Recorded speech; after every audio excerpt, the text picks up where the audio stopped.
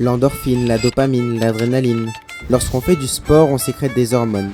Elles apportent le bien-être, un équilibre émotionnel, une réduction du stress, un sentiment de satisfaction et beaucoup d'autres bienfaits.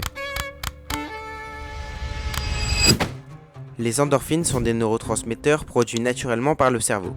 Quand le corps est soumis à une douleur intense ou un stress, il perçoit un signal d'alerte. En réaction, le cerveau libère des endorphines pour diminuer la sensation de douleur, créer une sensation de bien-être et t'encourager à continuer l'effort. Ça, c'est dingue. Mais en lisant ça, je me suis rappelé de mes 100 km et j'ai eu un doute quant à l'efficacité de mes endorphines. Si elles arrêtent la douleur, pourquoi j'ai mal ? En fait, ça s'explique simplement par le fait que les endorphines ont une limite d'action. Le cerveau libère une quantité d'endorphines proportionnelle au stress, mais si la douleur est trop soudaine ou trop intense, cette réponse n'est pas suffisante. Enfin bref, mis à part quelques cas précis, le sentiment de plénitude de l'endorphine est addictif. Enfin, pas exactement. Contrairement au tabac ou à l'alcool, biologiquement, il n'y a pas de forte dépendance. Mais c'est pas si simple que ça. Même si elle ne provoque pas de tolérance extrême ni de manque violent, il peut y avoir une dépendance comportementale. Par exemple, tu commences la course à pied, tu progresses, tu t'amuses, tu kiffes. Et ça, c'est normal. Ton corps n'a jamais ressenti ça. À chaque fois que tu cours, tu ressens un réel plaisir. Un peu à la différence de la dopamine instantanée des vidéos TikTok. Mais bon, j'en parlerai sûrement dans une prochaine vidéo.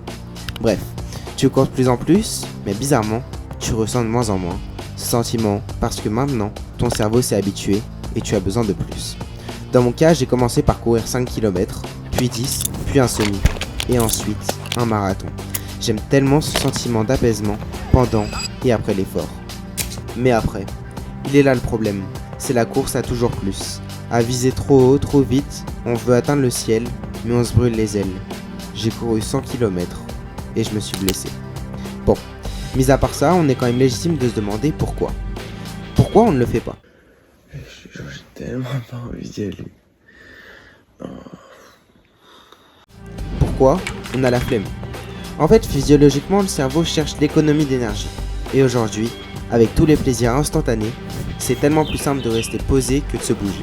Après, il n'y a pas de solution miracle. Tu supprimes et voilà quoi. Garde quand même en tête que le plus dur, c'est pas de courir, mais passer de ça à ça. Ah oui, et dernier sujet dont j'aimerais parler, c'est le flow. C'est un état mental dans lequel tu es totalement immergé lors d'une activité. C'est un moment où on est concentré, motivé, efficace et heureux. Tout est fluide.